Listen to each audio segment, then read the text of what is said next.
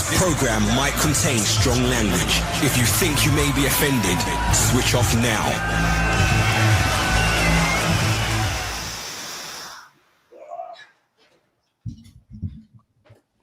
Hello, everybody. Welcome to WatchMojo and the Inside Podcast.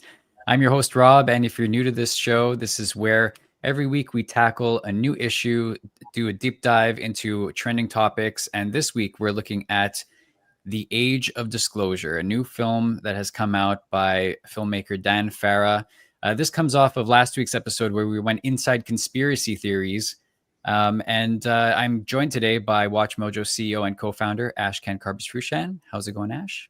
Very, very good. As well as am I.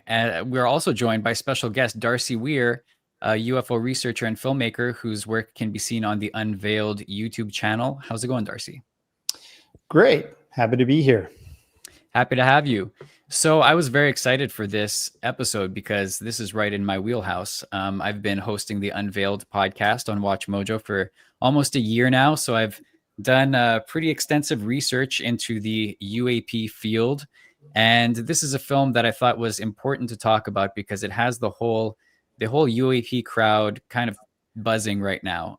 And so for somebody such as yourself, Ash, who I know you're somewhat aware of the topic, but maybe not super well versed in it, give me your first impressions after having watched this film.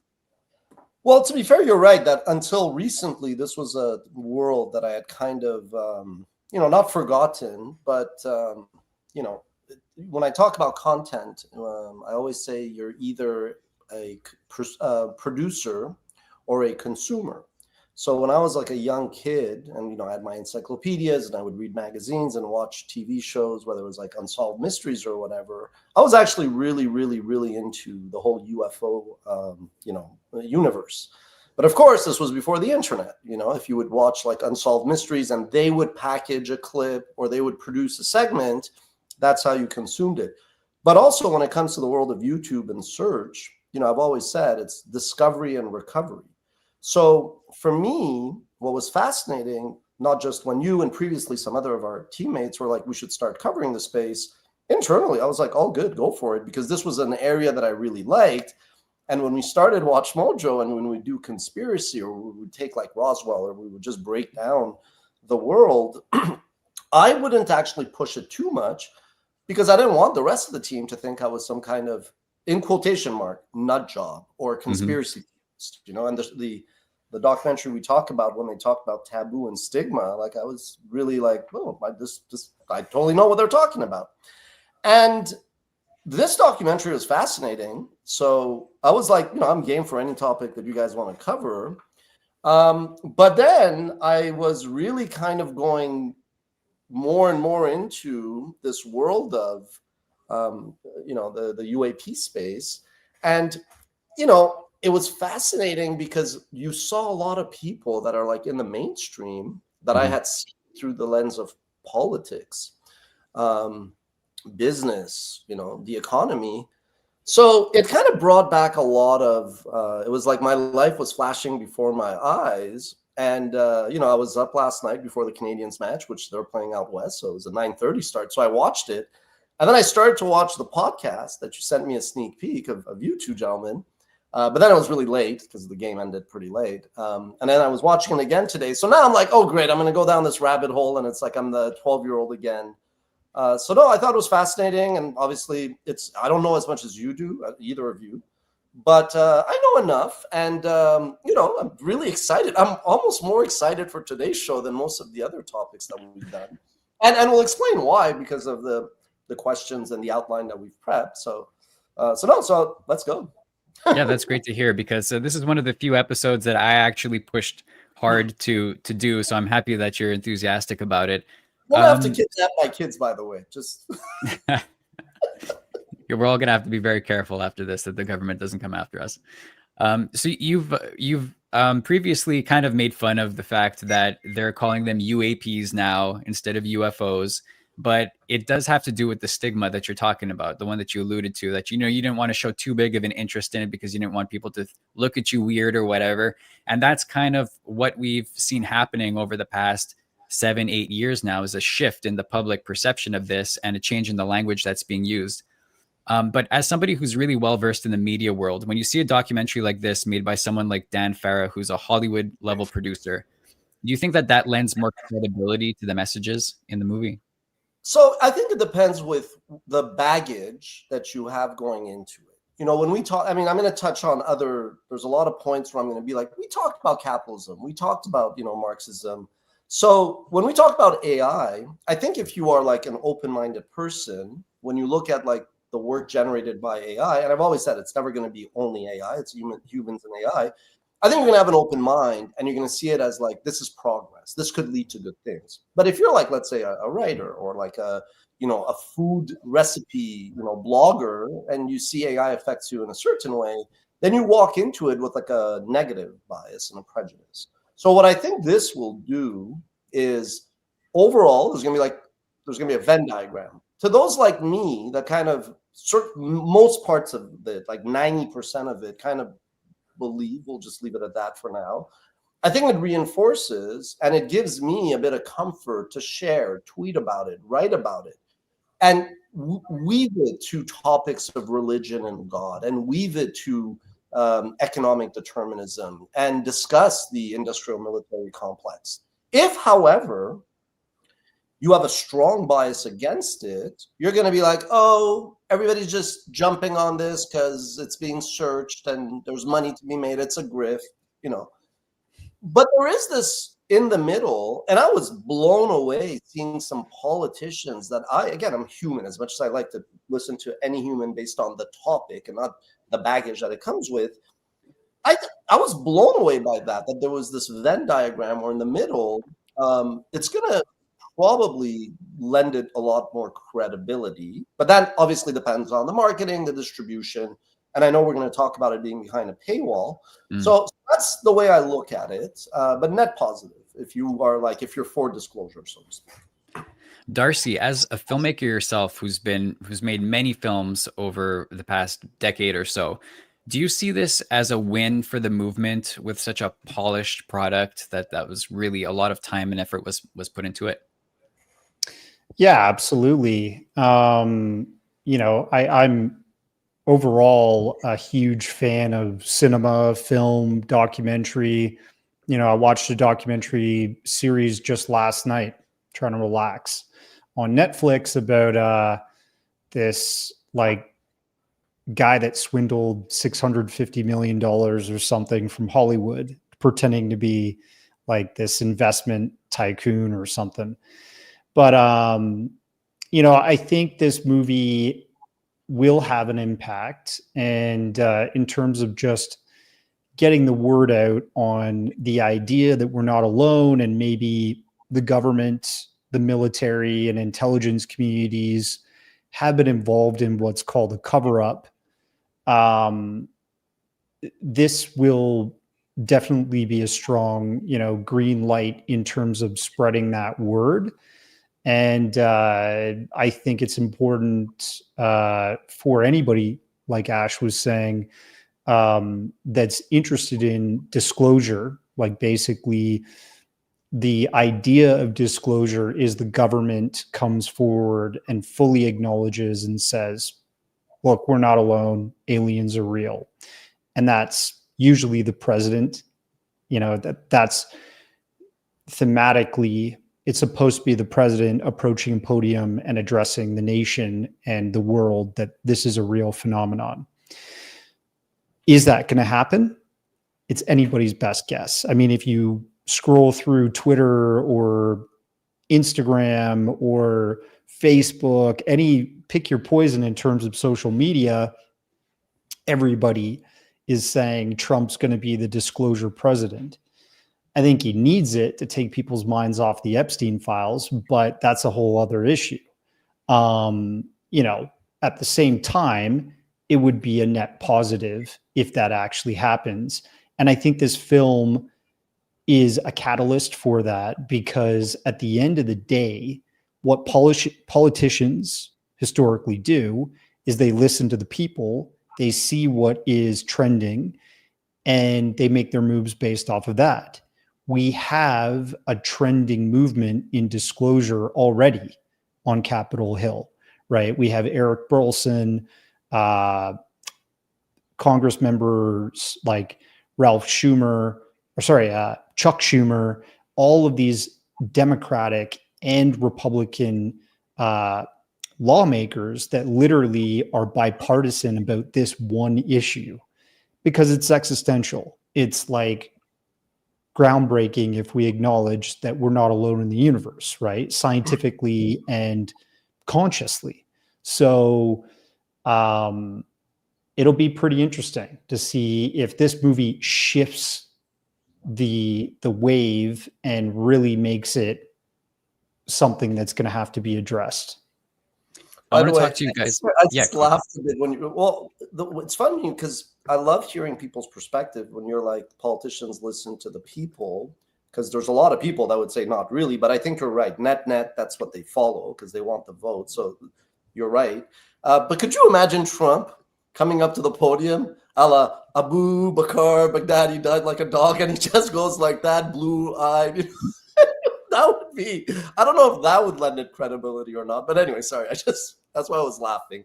I was not at all disagreeing with what you were saying, but the idea of Trump at the podium was chef's kiss. Yeah, that was a moment that would go down in history forever and ever. So I would hope that it's not presented in a goofy way like that. It would guaranteed happen. I think he's when asked about this issue in the past, he's very meticulously sort of supported the pilots and the intelligence and military people because he knows that that's important to his base. But he's kind of walked back support in terms of whether he actually believes in aliens. So I don't think he's going to do disclosure. It's my opinion, and he could prove me wrong, and his administration could come in full force after they realize this might be the wave that they ride to gain more popularity. But let's see. He might piss off a lot of right-wing Christians, in my opinion, because if you look, even in the documentary, it's addressed that the powers that be that were above Lou Elizondo and Jay Stratton were calling these things demons and the devil's work if they investigate the hard science behind it, which is crazy. That seems to be the major stigma that's being fought in Capitol Hill, because there's obviously proof of this stuff on paper and video and pictures, but they don't want to address it because of religious stigma. Yeah, that's a big part of it, for sure. There was one comment that we had up on the screen just a moment ago saying, I don't trust government, so it's hard to trust what these people say in the film. And I understand that sentiment, and it brings me to something else that I wanted to talk to you guys about, which is kind of the central figure of the movie, a gentleman named Lou Elizondo, who I actually had the pleasure of interviewing for the Unveiled podcast. And he is not without his controversy, a lot of differing sentiments about him online. But I wanted to get your takes because he is more or less the protagonist of the film. And does he come off to you, Ash, as a credible person from what you've seen? I think he comes across as a pretty credible person. I think with people like that, so this is a general comment, not him, there is, in the era of social media where everybody with a phone and access to the web can become not just a storyteller, but also just eventually a media company, or like a so-called expert, there is this kind of like grift, and there is this essential, like, you got to go to the extreme, like I'm somebody that, because I always see both perspectives and I present it, I end up alienating both sides, especially with more heated topics like Iran politics, which we touched on before, or capitalism and socialism, like things that are very fiery. You got to take a side, which is why like MSNBC did well and Fox does well and Newsmax, but CNN struggles, so to speak, right? So as a general thing, a lot of people are going to see him as just somebody who had a career in field X, and as we all get older, we have to reinvent ourselves. I'm not the 20-year-old young, let's say, student with the dreams and ambition, nor am I the 27-year-old entrepreneur. At 47, I've learned that I have to reinvent myself. So he's going to get, again, with people's bias coming into the topic, he's going to get people loving him, supporting him, viewing him, maybe not so much as a protagonist, but like a tragic hero. But what he is doing, and not just him, a lot of other people, well, these are like the heroes and the patriots, not to use hyperbole, that like are effectively taking a risk to bring a topic to the surface that does have far-reaching repercussions. But now him specifically, I do think that he was definitely very credible.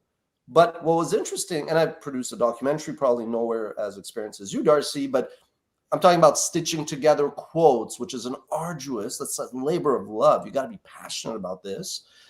I do think, though, that in the portfolio and the montages and the way all the quotes were sliced, and it wasn't just a bunch of people that maybe were like, didn't get a promotion, so they became bitter, so they wanted, they had a reason to maybe have an agenda. And you could argue everybody has an agenda. So I do think the way it's packaged, it's really hard for anybody to watch throughout, along with all the evidence, along with all the video and testimony, and throughout eras, throughout geographies, and how it touches on military investment and lobbies. And as Darcy said, religious groups, and some religious groups, because I actually after that went to research. I knew, like, I'm atheist agnostic, let's say, but I understand how Muslims would view it a bit more, being born Muslim. I looked at Judaism and how it would view it, and Christians, and even within Christianity, it's not monolithic. So I think it's hard for anybody to come away and say this guy's a hack, right?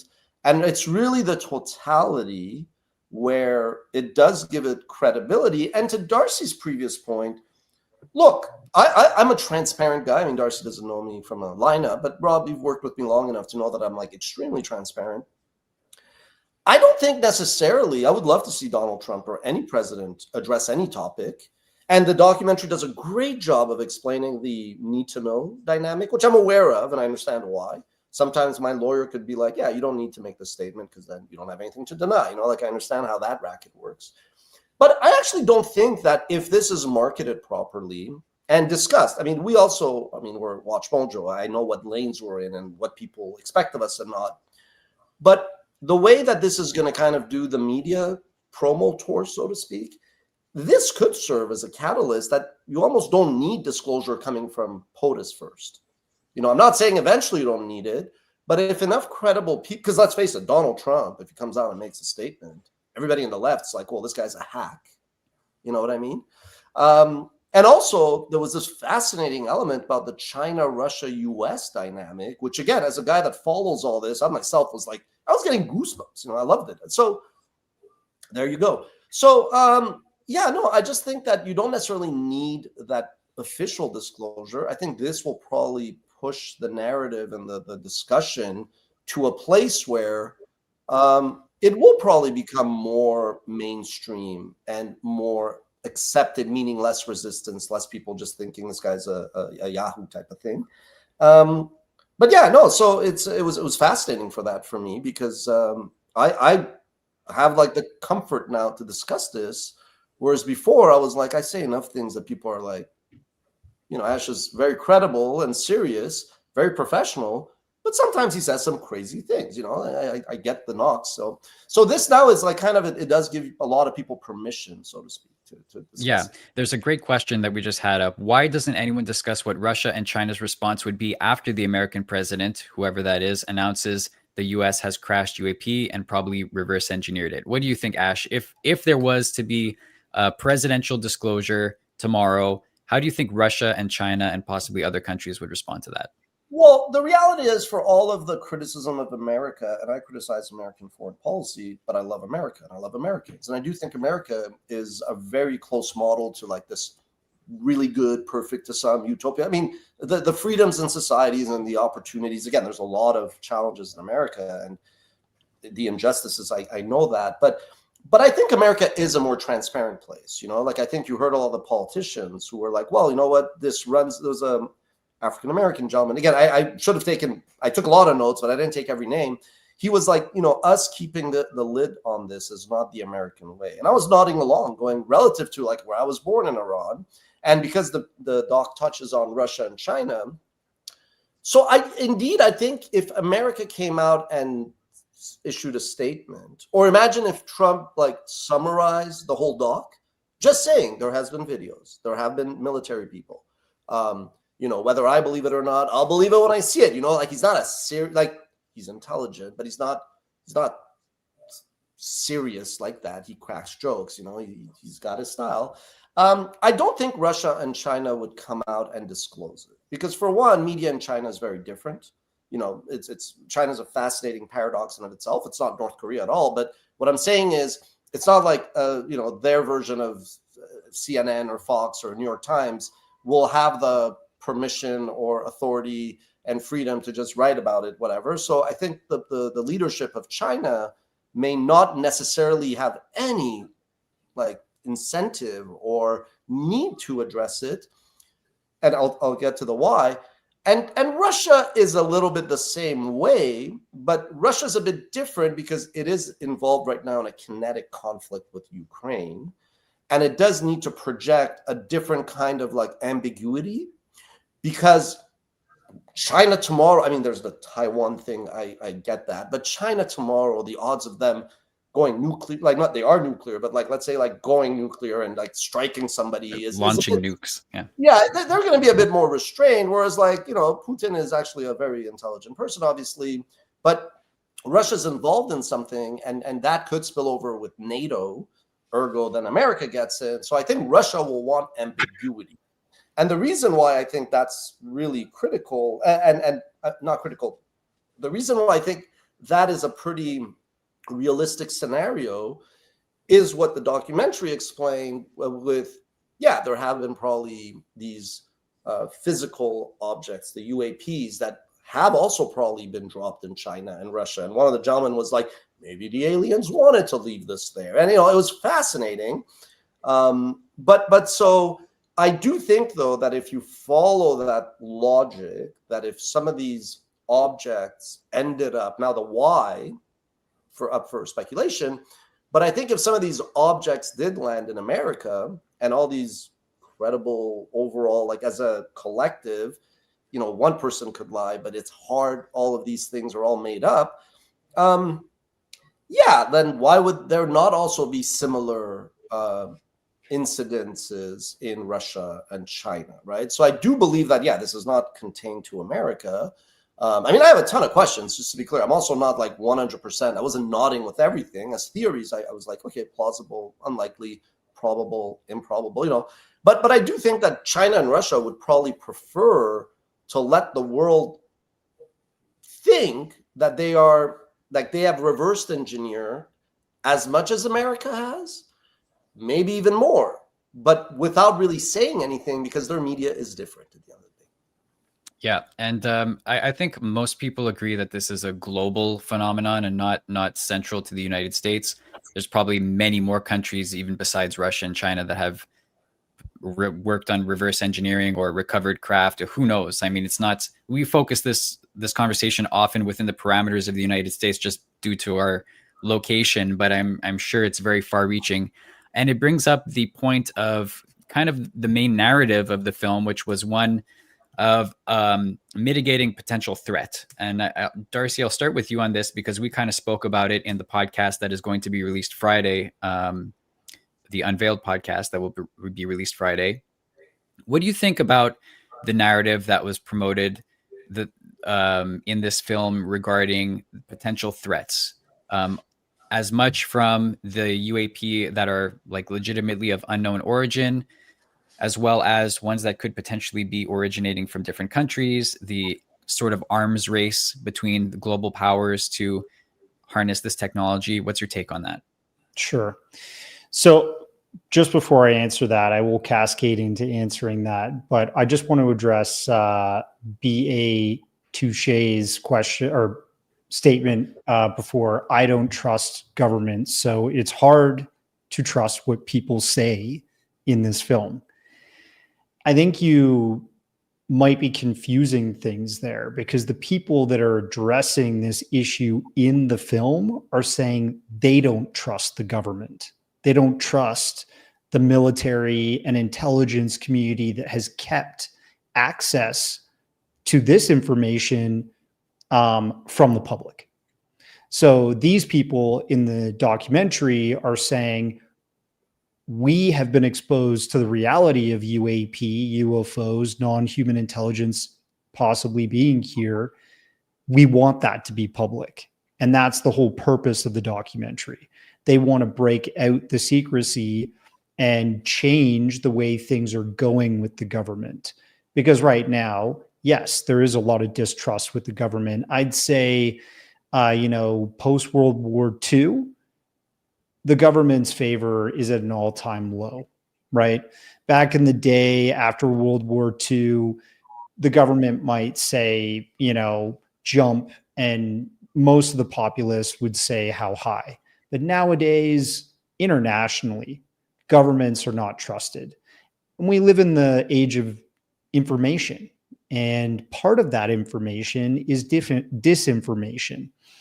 The government can be part of that disinformation, or they can be part of the proper science and exploration information age that we're trying to get to, right? AI has the ability to exacerbate the disinformation side, because disinformers will use that tool to accelerate their disinformation campaigns, marketing online.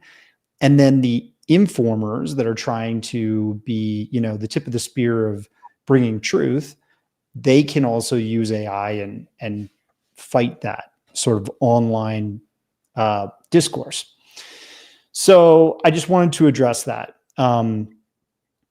I understand. I don't trust the government either. I think that's why, part of my documentary filmmaking has been addressing secrecy and that there is something going on with this phenomenon. Do I know exactly what it is? No. Most of the time, a cult leader is going to say exactly what they think it is and to follow them. And I would be wary of people that are saying they know exactly what this is. And, give your credit card information now. Mm-hmm. So then to your other question about Russia, China, is this a thing that they should be involved with? They have been. If you've kind of kept your ears open in the last few months, George Knapp, he was in the Capitol of the United States at a congressional hearing, among other whistleblowers, and he testified to the fact that when the Iron Curtain came down in the 90s, Soviet Union was crumbling. There was a bit of a expansion out to the West in terms of welcomeness. And George Knapp, as a journalist, typical running the beat news journalist, was like, this is amazing. I'm going to travel to Russia now, and I want to interview people about UFOs, because he was one of these guys that's been covering the UFO beat for a long time. Seriously, trying to find facts and real sources and stuff. When he went to Russia, he interviewed generals, intelligence people, KGB, all of these different sources that are engaging with the secrecy around UAP and UFOs. And they told a lot of the history on that to him. And they gave him source files, like real government investigation files, which he came back to the United States with. So that was a big thing. And at the congressional hearing, he was saying, like, the Russians had their own crash craft retrieval program. They were trying to shoot them down too. They were trying to reverse engineer them, just like allegedly the Americans have been doing with, the S4 Tonopah test range, Area 51 stories. And, they seem to be on the same track. I don't think China would try to skip that, frontier of investigation and research as well, because we're talking about technology here. And right now we are amidst a global artificial intelligence race. Why wouldn't there also be a reverse engineering of exotic energies race behind the scenes? Because as you may note, energy is going to be the most expensive thing in the future to run all of these AI systems, server farms that expand for miles to have the most powerful AI. And militaries and governments will want that to be in their arsenal. So why wouldn't you go off of traditional fossil fuels and the energies that have been allowed to be operated in the public? Because in this documentary, they address the sort of like energy embargo idea, which is the idea that if there were an exotic energy, something that you could kind of allude to being 0 point or free energy device, well, the powers that be would not want that public. The FBI would intercept it, the CIA, whoever in the police force of a country would intercept that, because there's an economy backbone being run in a lot of different countries on fossil fuels. Even if it's wind and solar, there has to be a setup to that income stream and to manpower and economic growth. You don't want to disturb that by introducing something that's a total disruptor, a total game changer. And that could be something that they find on a crashed alien craft. Let's face it, it could be. So I think Russia would be taking part in those exploits for sure. I think China would be remiss not to. And I think the United States has been. I can't prove it for sure, but I have seen CIA papers where this you can prove, and I can share that with people if they ever want it. I have this PDF copy of the CIA saying that they would intercept in the 70s companies that made innovation in solar panel tech that was more than 20% efficient. And the whole reason is that they didn't want to disrupt the fossil fuel industry. Right. Yeah. And we've heard many stories, or at least I've heard, of people inventing different devices, we call it 0 point energy, free energy, or whatever. And then those things they disappear, or those people disappear, bad things happen to them. Like there's been like even going back to Nikola Tesla and what happened to him, Union Oil bought all of his patents when he died. Those are gone. Yeah, exactly. But it ties into, so we heard from physicists Hal Puthoff and Eric Davis in the documentary, and one of the most interesting parts about it to me was when they were talking about their theories as to how these craft operate and how they defy physics. And when they're monitored by Navy and Air Force personnel, they can't explain the incredible acceleration. They seem to teleport from one location to another. They enter water and then reemerge without any disruption whatsoever.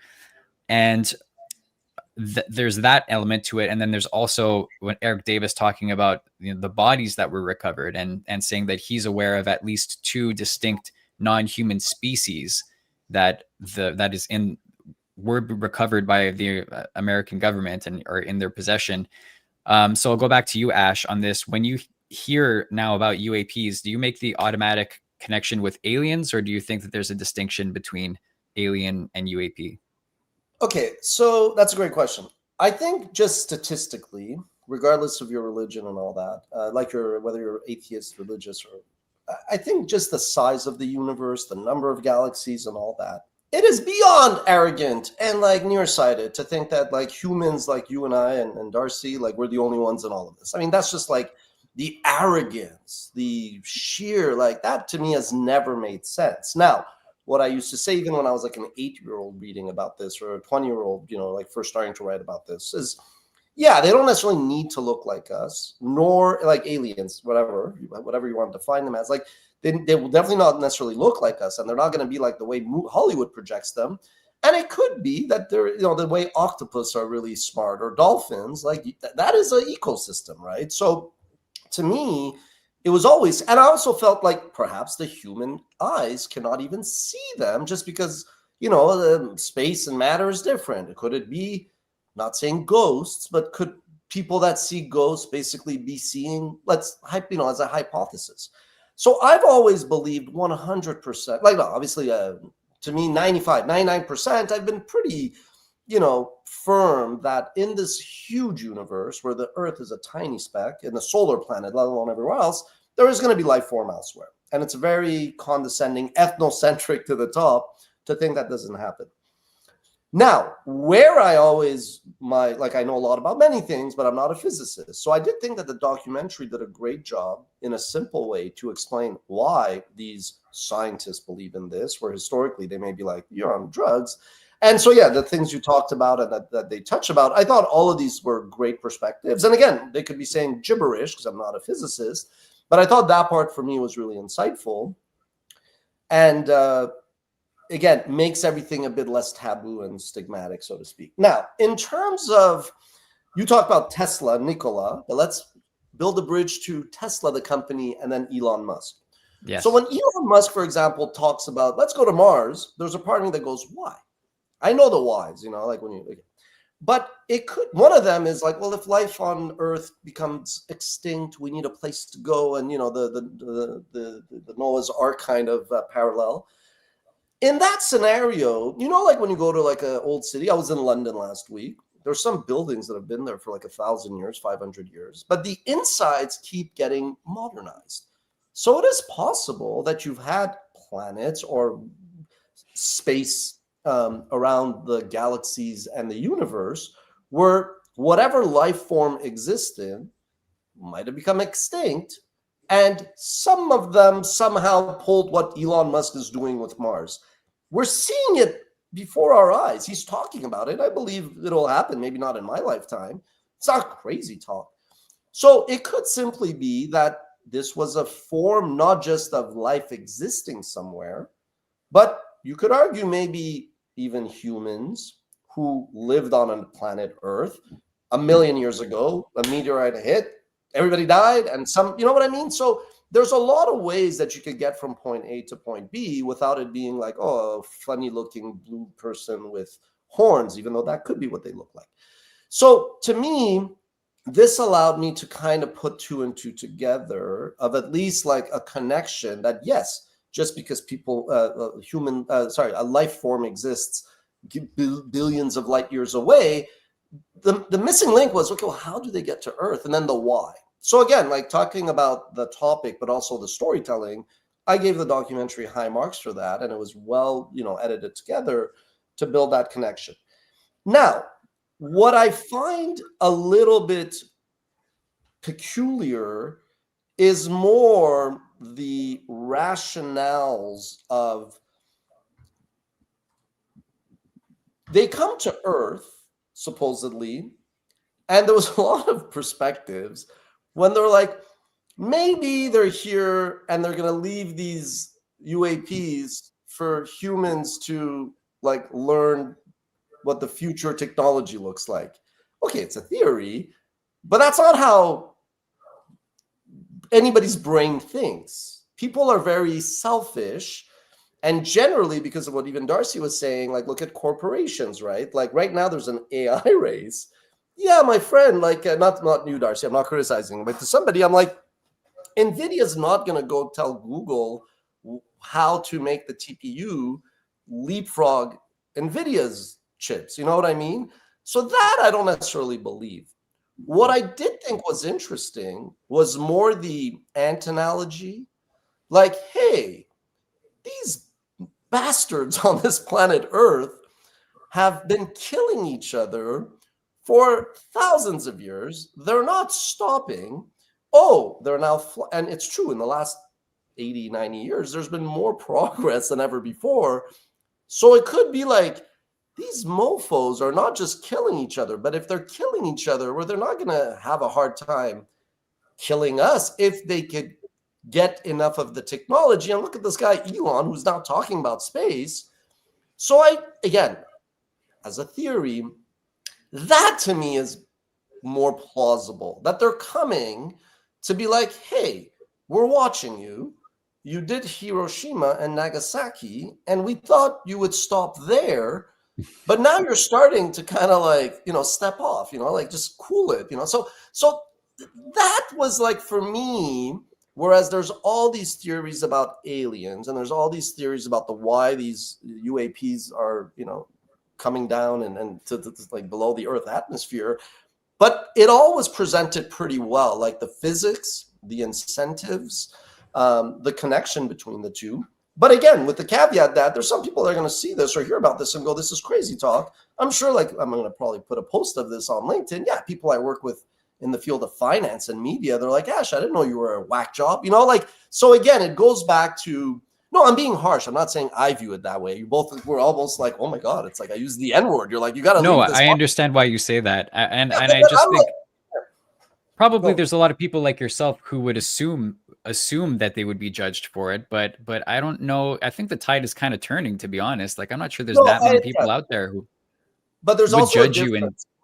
But there's a difference. Like, let's be fair. Again, we're touching on previous themes. Like Rob, you work at a media company. Darcy, this is like your area of expertise. I'm a CEO. I'm not looking for a job tomorrow. But if I was like a director of marketing and tomorrow I want to go apply to a VP of marketing job, forget applying to the Boeings, even if it's just to go sell cookies. Yeah, there could be a hiring manager that's going to be very much biased against you. So go back to your first question when you asked about the protagonist. Well, yeah, I could see how these people are stigmatized and these people are scapegoated and these people are cast as yahoos and whack jobs, right? So again, this is why I also call them, well, these are the heroes and the patriots that see a threat and they just want more transparency. I just want to touch on one thing because I think it's what Darcy said, and I wanted to just be like, yeah, giddy up. I think the mistake is thinking like this is a homogeneous group with the same incentives and the same beliefs. And again, I'm repeating myself, but the documentary did a really good job of explaining the why and why some people are speaking up and like what is the explanation of both the life form and the actual UAPs. And so I think, frankly, this already, not to reverse what I just said, I do think that this has become less of a stigma. Like one of the reasons why I also don't push this that much on WatchMojo, I mean, since you, and again, we had other team members that were always into this and we'd occasionally talk about it, but I think because I'm like, yeah, a lot of people talk about this, like there's a side of me that goes, I don't think this is that taboo either.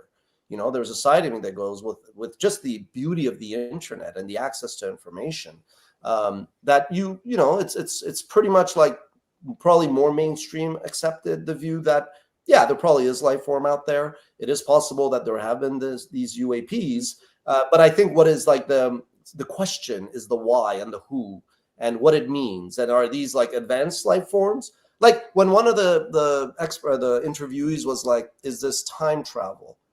I'd like to believe in time travel. It's funny. I find time travel harder to wrap around. I'm a technical guy in my universe, but not a physicist. I find time travel harder to wrap my head than this. So I just think that's where some of it I still go, yeah, that part I'm not so sure. But most of it in terms of life form around the universe and the UAPs itself, I don't think that's actually that oddball as it was like when I was growing up, to be honest. Yeah. In terms of motivation, maybe Darcy, you can elaborate on this a little bit more because I feel like you have a lot of knowledge about it. But the film highlights the connection between UAP activity and nuclear sites, particularly in the United States. There's like a long history of documented UAP sightings over nuclear installations, and even stories about UAPs activating and deactivating nukes. Darcy, can you speak to that a little bit? Like, what is the consensus about the nuclear interest when it comes to UAP activity? Yeah, so I mean, even Ash kind of touched on that earlier with regards to nuclear bombs going off, Nagasaki, Hiroshima, And what's been fabled about this UFO UAP activity for decades now, about 80 to be precise, is that they really started showing up post nuclear blast destinations. And that's what might have alerted them to, hey, the kids are playing with some pretty powerful firecrackers in our neighborhood now, and we should probably go check them out. You know, I'm summating that very basically, but it's plausible, right? We don't know what happens on a metaphysical or quantum level when we detonate a nuclear bomb. And there's different types, right? There's plutonium bombs, there's hydrogen bombs, and varying sort of sizes, and we just don't know, right? But that is part of the sort of thesis that's been presented for a long time, that nuclear bombs is what alerted them to our existence, and that's when they first really started coming. But you know, you'll talk to people like Jeremy Corbell or any of these guys that appear on the Ancient Aliens History Channel show, and they'll say, oh, dude, nuclear bombs, they've been here since, 10,000 or 100,000 years ago. Where's the proof of that? It's all kind of everything. A lot of this stuff is inference, and we just need facts, right? But in terms of the documented evidence of them being attracted to nuclear sites, Robert Hastings, he did a book which is really interesting, and it shows dozens of incursions at nuclear missile silos around the United States and even in Russia. And that case where a Russian nuclear site was activated and those nuclear missiles were pointed at the United States, that was actually covered in Robert Hastings' book, UFOs Over Nukes. He interviewed a now famous Missile Man site member who was a manager at one of these sites and watched like 11 nuclear missiles go down in one night after a UAP airspace incursion right over the site. And that's Robert Salas. I met him at the congressional hearing 2 years ago now, where Elizondo and Tim Gallaudet and Mike Gould from NASA, as well as I think Schellenberger, testified to Congress that there's a real UAP crash retrieval program, and there are non-human intelligence and all this stuff. So, what I think in regards to the nuclear mystery behind it is that, yes, they are interested. If you listen to some of Elizondo's testimony around the nuclear baiting program that they tried to set up, he talks about this in his book Imminent.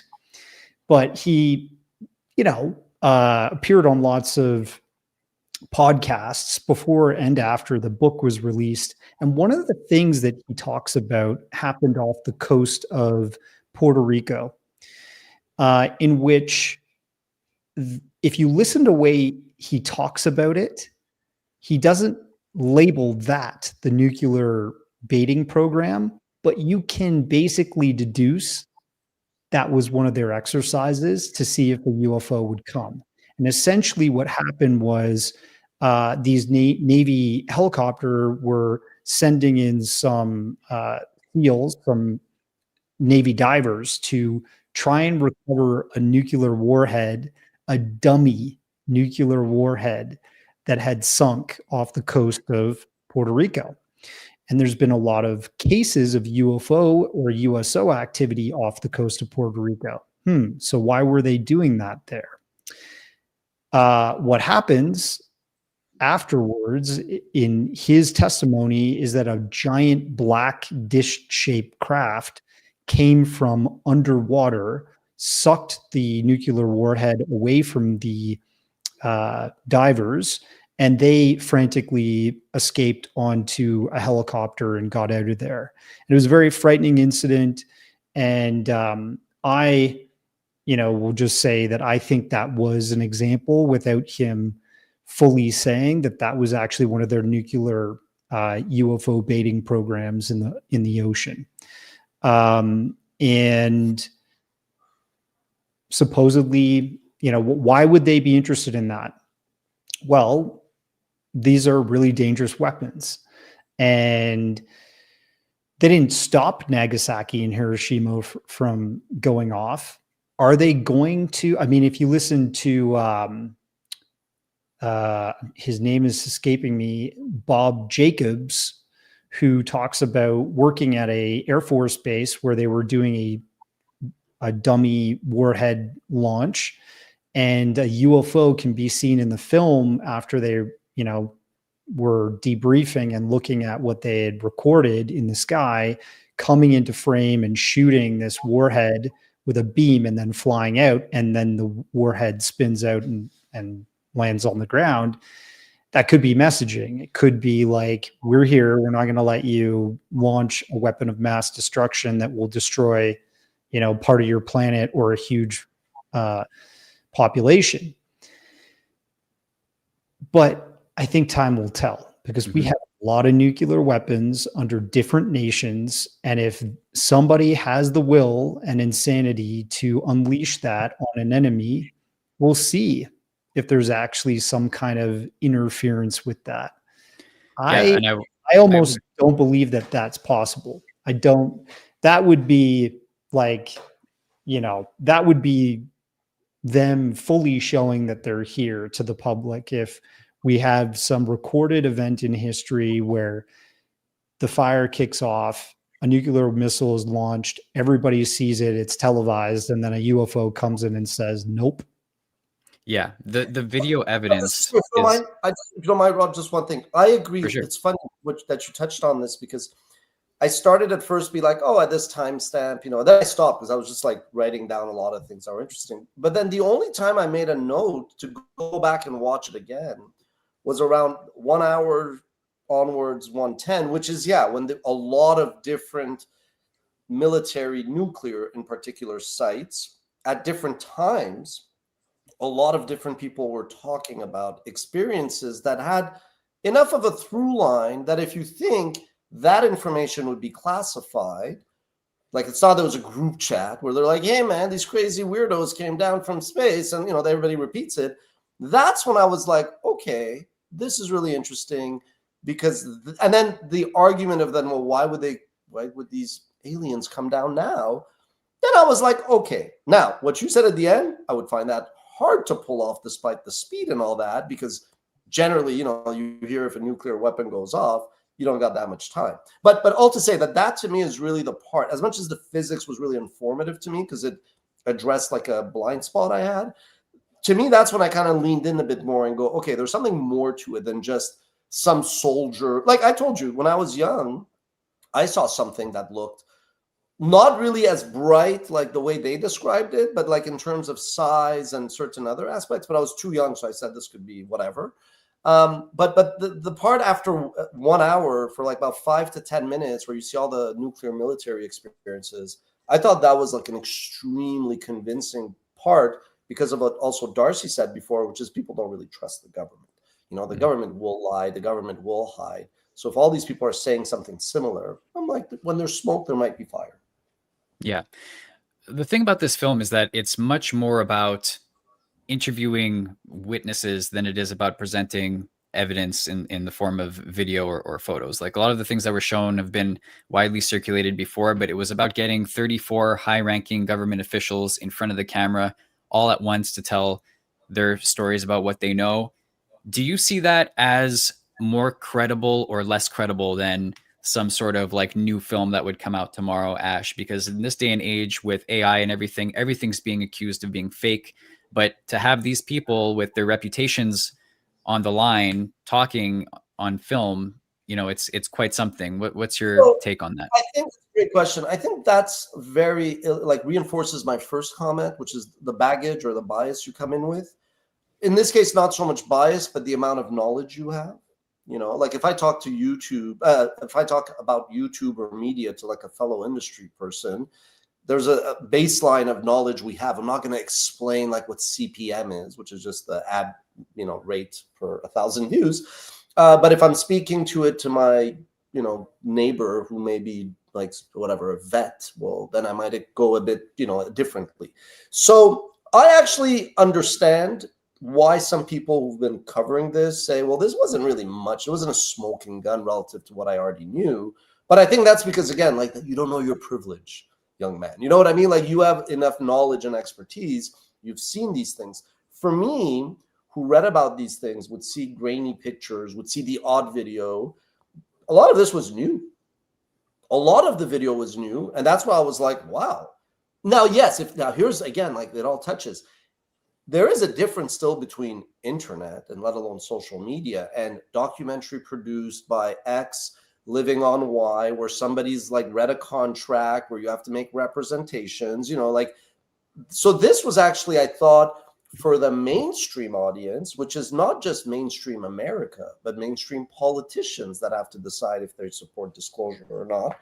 I thought this was actually like a good curation of the video evidence. But that being said, you're absolutely right. It was basically, here's like dozens of experts from different fields who either through access or through research are basically coming, and they weren't in a room together. You know, it's like when, you know, bad example, but sometimes when a kid falls, if they're young, they'll separate the parents, the cops, and they're like, so what happened? Because you want to see if the story jives. You know, if one's like, oh yeah, little Bobby fell down the stairs, and you know, the other one's like, yeah, Bobby, yeah, riding a bike, that's a red flag, right? Yeah. So here, that's what I meant. Like when I saw some of the people that I associated or I would have presumed would be like, this is nonsense. It did do a convincing job. But again, if you have a strong bias against it, you know, as Darcy said correctly, like if you are a Christian, you know, super hardcore right-wing, like religious person, very different than if you're probably an atheist, and et cetera, et cetera. So I actually thought it was a good balance. It didn't go so into the weeds. Like if you, that part you said where Elizondo was actually like the professor, you know, like I thought that and I know as a storyteller why they had to do that, because we're like, where's the B-roll? You know, you can't just be sitting there and talking. But I thought good mix, you know, like if it would have been just hardcore physics with like the biggest, you know, nerd of physics, then you're like, I did not get that. You know, it's like what I criticize about the field that I studied in, finance. I was like, they're just trying to make this complicated. It's really psychology and a bit of economics and consumer behavior, yada, yada. Okay, what's sprinkled with some math, but the guy earning $3 million a year working at a bank, well, he's going to make it seem like there's some black voodoo that only he understands, right? So I thought it was actually a pretty good balanced packaging, so to speak. The last point that I want to touch on before we wrap it up is kind of the business side of this whole disclosure situation. Darcy, flipping it back to you, as somebody who releases your films largely for free on Tubi and Prime and other platforms for wide accessibility, did it bother you at all that this film costs $25 to rent for people who are interested in watching it?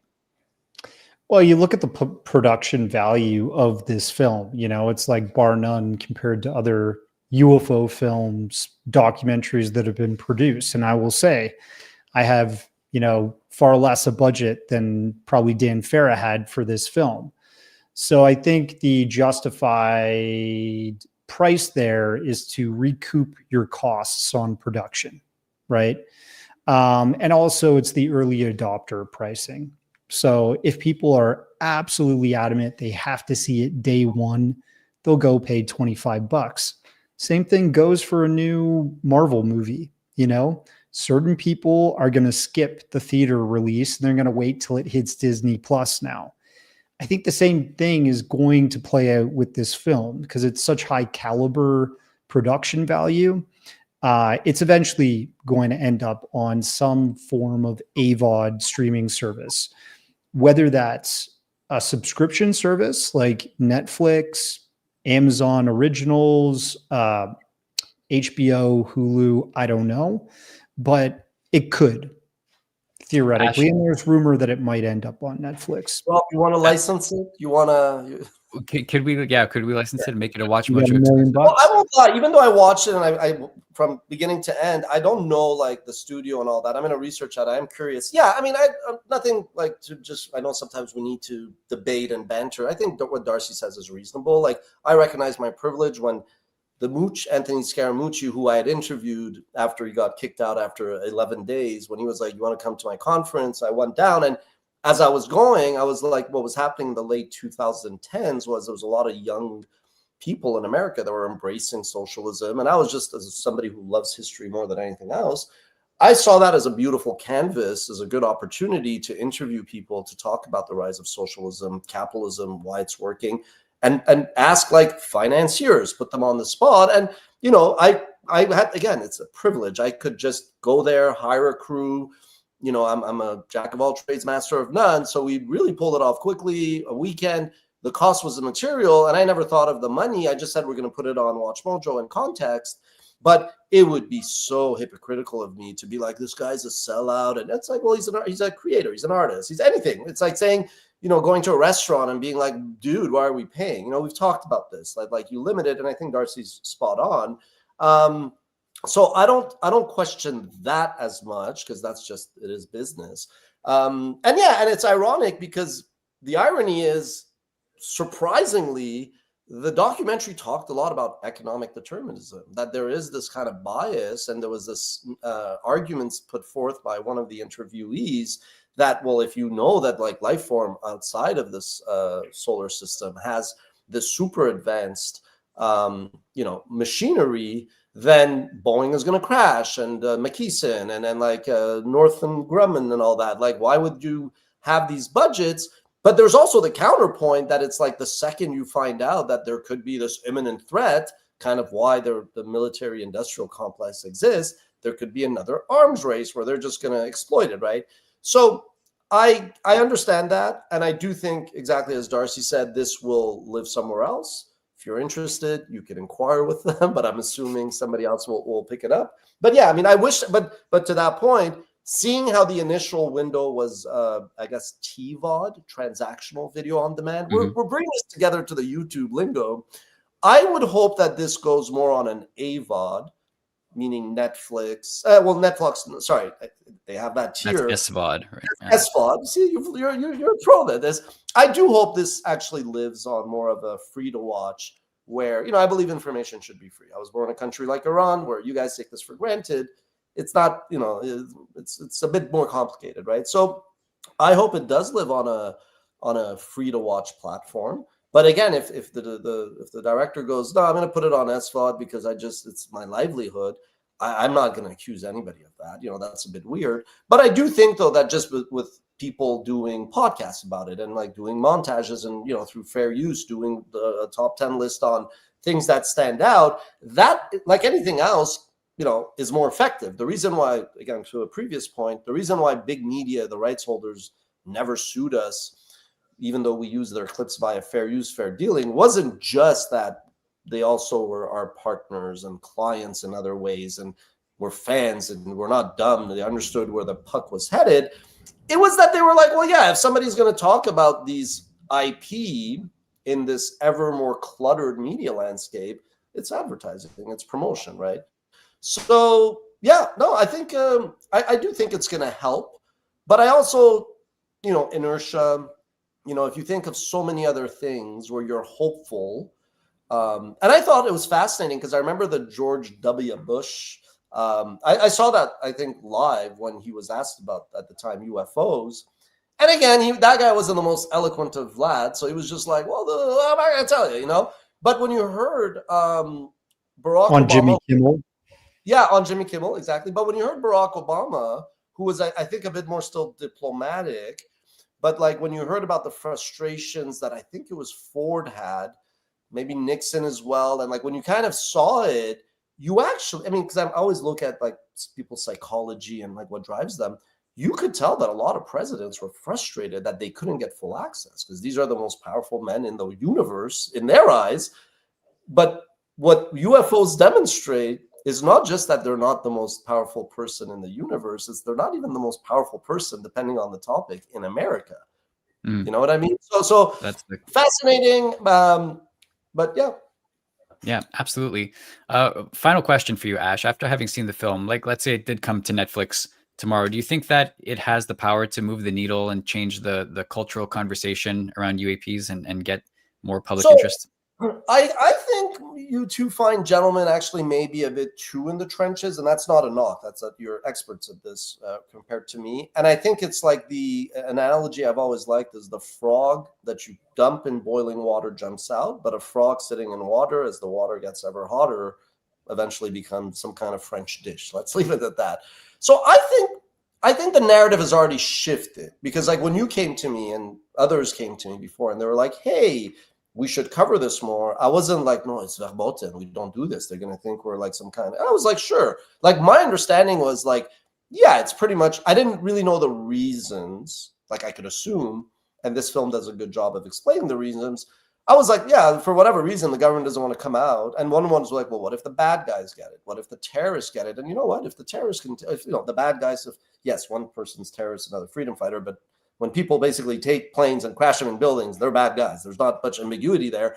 So if you could do that, then I understand that like the government could be like, yeah, is the threat really China or Russia? Because the same way we have deterrence with nuclear weapons, we would also exert deterrence with whatever this higher, you know, energy weaponry is. But yeah, what if, you know, some random crazy group in some far off place gets this, and then we're really screwed, right? So, but to your ultimately, yes, of course it's going to help, but I would say it'll accelerate a little bit. But I don't know if in a year or two it will make the difference that, you know, if you guys are pro disclosure that you're hoping for.